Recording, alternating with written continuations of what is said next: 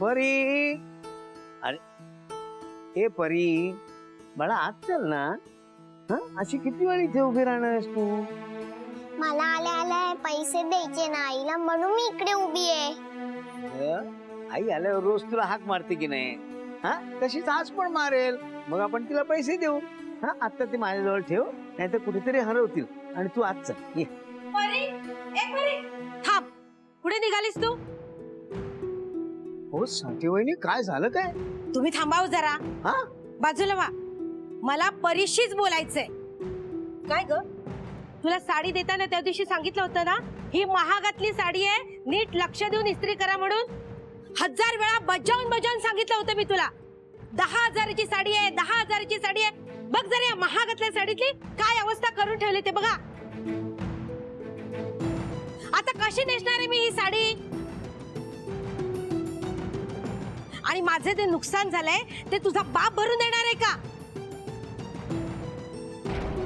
तो कुठून देणार आहे म्हणा? तो तर नाहीच आहे तुला.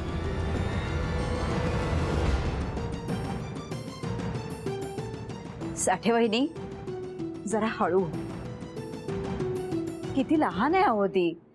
असं वाटेल ते बोलू नका. तिच्या मनाला लागेल ते. तिच्या मनाला काय लागेल आणि काय नाही लागणार याने मला काहीच फरक पडत नाही. शेवटी ज्याचं जळतं ना त्यालाच कळतं हो. आणि तुम्ही बोलणारच हो, कारण तुमची साडी जळली नाहीये ना. हिच्या मनाचा विचार करूनच मी साडी इस्त्रीला दिली होती. म्हटलं सारखे देणेकरी उभे असतात त्यांच्या दारात, आणि आता तर काय, हे घरी जाईल असं दिसतंय.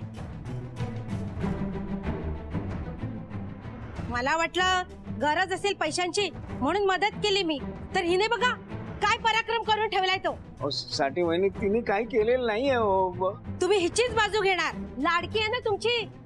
साठे वहिनी, जरा ऐका आम्ही काय सांगतोय ते. परी, हा सगळा काय प्रकार आहे परी?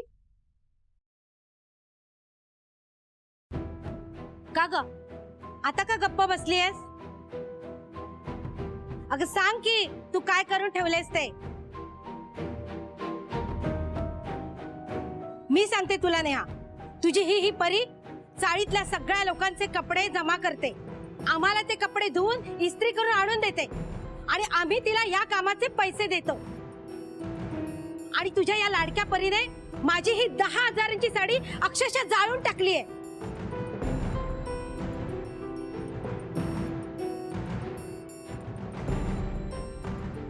परी, काय करते तू? नेहा नेहा नेहा, प्लीज मारू नकोस तिला. लहान आहे ती, आणि तिची काही चूक नाहीये. चूक कशी नाही? मी तर म्हणते सगळी चूक हिचीच आहे, आणि तिला या चुकीची शिक्षा मिळायलाच हवी. चल, तुला मी चांगली शिक्षा करते. चल. अहो साठे वहिनी. परी, अहो काकू, काकू थांबा.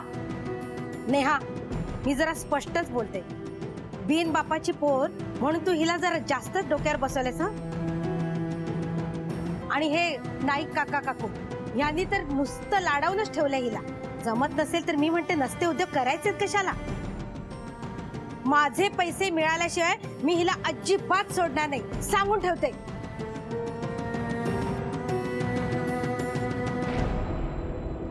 यश, तू सकाळी मला पैसे दिले होतेस ना, त्यातले 10,000 दे ना प्लीज.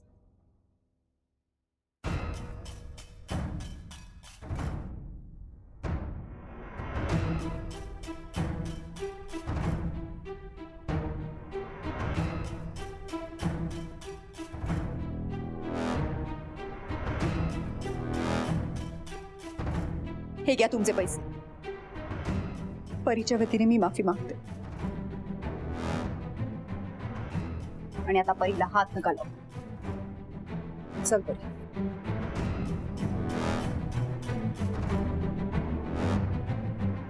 एक मिनिट.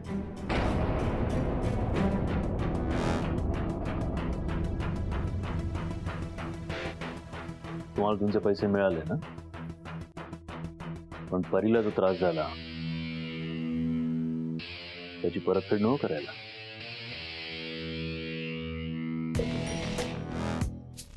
परी,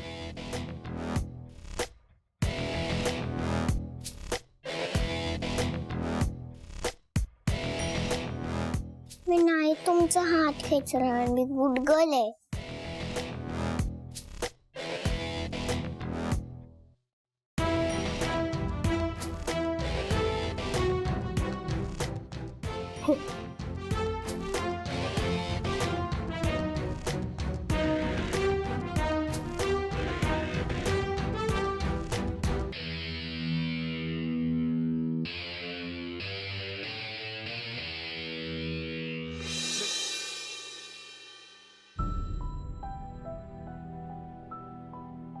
परी,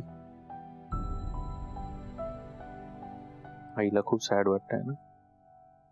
जा बोल तिच्याशी. आई सॉरी. नाही बोलायचं मला तुझ्याशी. आई सॉरी. अरे नाही बोलायचं मला तुझ्याशी. आई सॉरी.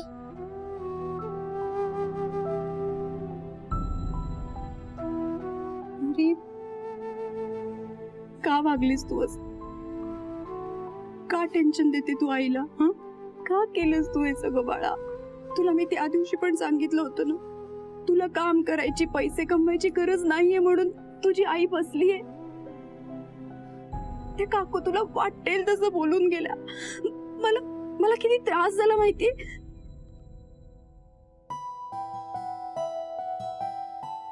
मला मुळीच आवडत नाही परी तुझ्याशी कोणी असं वागलं नाही. इथं ठीक आहे, यशकडे पैसे होते म्हणून मी पैसे दिले. आज जर तो नसता तर परी बाळा, तुझ्या आईकडे इतके पैसे नाहीये परी की ती तुझ्या चुकीची किंमत मोजू शकेल. प्लीज बाळा, असं नको वागूस. नेहा, जरा येऊ का?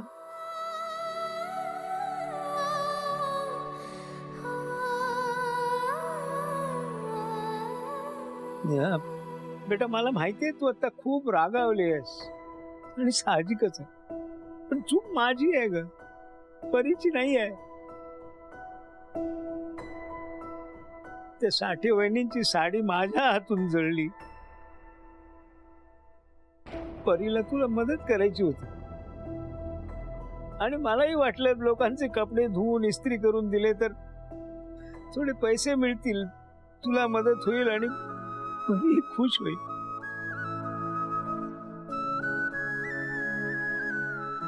पण हे सगळं असं होईल असं खरंच वाटलं नव्हतं ग मला. पण प्लीज परीला ओरडू नकोस.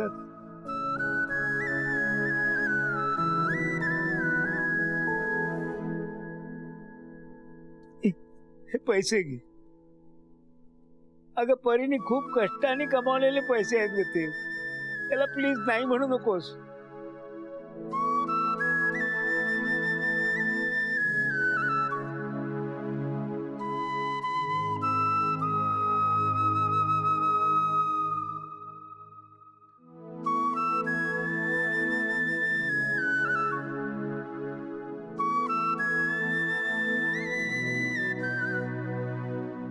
माझी तुझी रे